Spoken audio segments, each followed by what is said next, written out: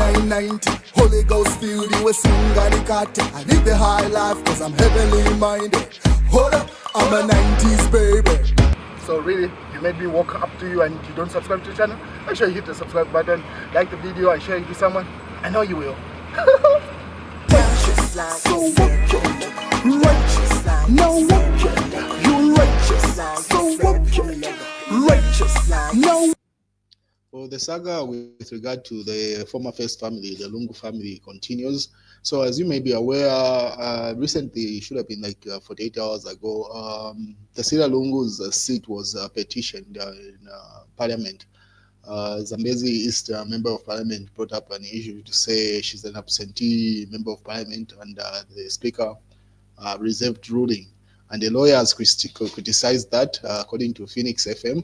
So a lawyer criticizes the Speaker for reserving ruling on Tasila Lungu's parliamentary seat. So after that was submitted, so the lawyer, Jonas Zimba, has criticized Speaker of the National Assembly, Nelly Muti, for reserving a ruling on the point of order raised in the National Assembly, seeking to have a Chawama parliamentary seat declared vacant due to the absence of the area member of Parliament, Tasila Lungu.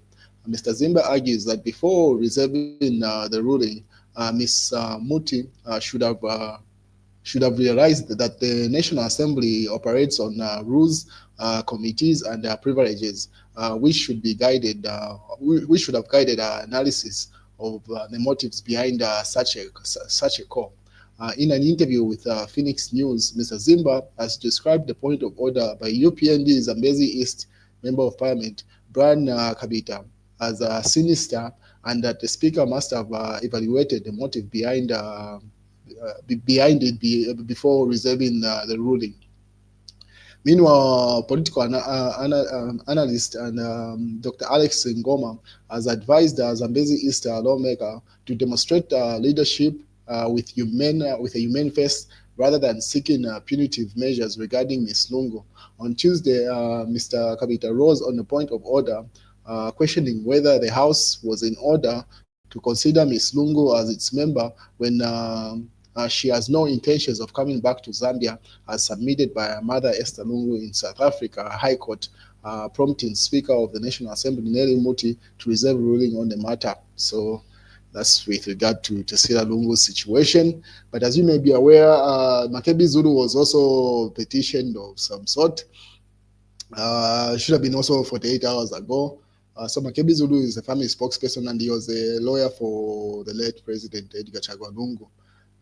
So he has responded to that. So done nothing wrong, but honor the duties of the family. So Makebi Zulu welcomes complaint against him to the Law Association of Zambia. So lawyer to the late former President Edgar Chagwa Lungu and former First Family spokesperson Mr. Makebi Zulu has welcomed any complaint to the Law Association of Zambia regarding the conduct. Yesterday, the Republican Progressive Party reported Mr. Zulu to LAZ for misconduct in his recent public conduct surrounding the funeral arrangements of the late former president, claiming that the action and statements fall short of the decorum and professional ethics expected of a legal practitioner in Zambia. But in an interview with Phoenix FM, Mr. Zulu has emphasized his focus on preserving the dignity of Mr. Lungu's funeral and declined to engage in allegations against him, insisting that any issue raised by critics are theirs to resolve. He has insisted that the funeral proceedings should not be overshadowed by personal disputes, and his role is to ensure the solemnity and the respect of the late president. So he simply says whoever wishes to submit that, they can go ahead, but he's going to focus on his job. He's not going to be derailed.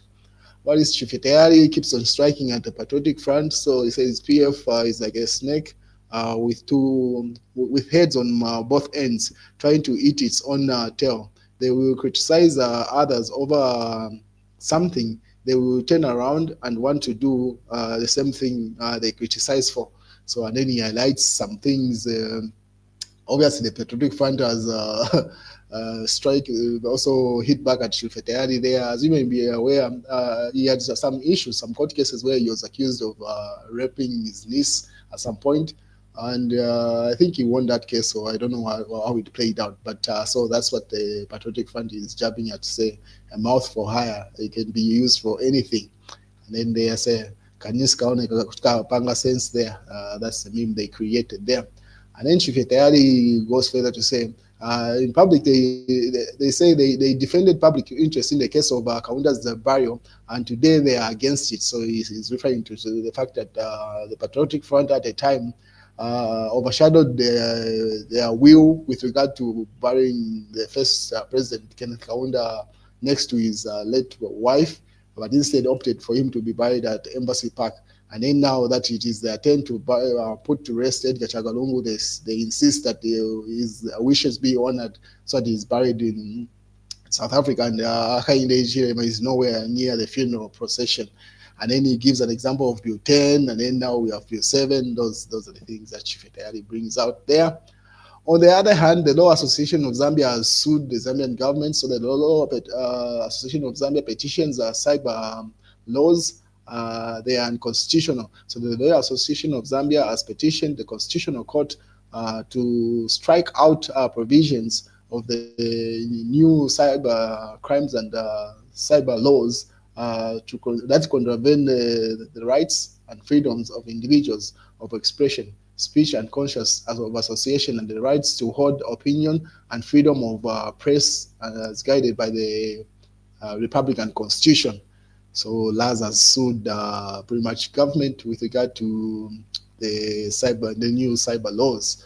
It's also reported there by Kalemba. So it says LAZ sues government on cyber. The Law Association of Zambia has filed a lawsuit against the government challenging the constitutionality of the new Cybersecurity Act number 3 and the Cyber Crimes Act number 4 of 2025. So there's a lawsuit there. Let's see how that plays out. On the other hand, Munia Zulu's judgment falls again. So he had appealed his sentencing, and it couldn't take place earlier on today. And then in other news, also Economics and Financial Crimes Court, Lusaka High Court Division has dismissed the appeal by Wanzinya Chirwa, that's wife to former Home Affairs Minister Stephen Kampiongo, upholding a 3-year sentence for possession of property reasonably suspected to be proceeds of crime.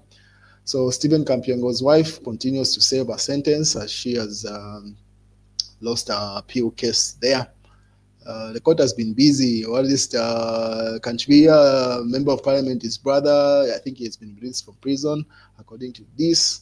Macpherson Chanda serves imprisonment and ends a custodial sentence. So he was sentenced to 2 years sentence imprisonment by the lower court, and his family going to pick him up earlier on. So the courts have been busy. Those are the images coming from his pickup there. You can even see Bishop Nerich Kwanda at the far end there.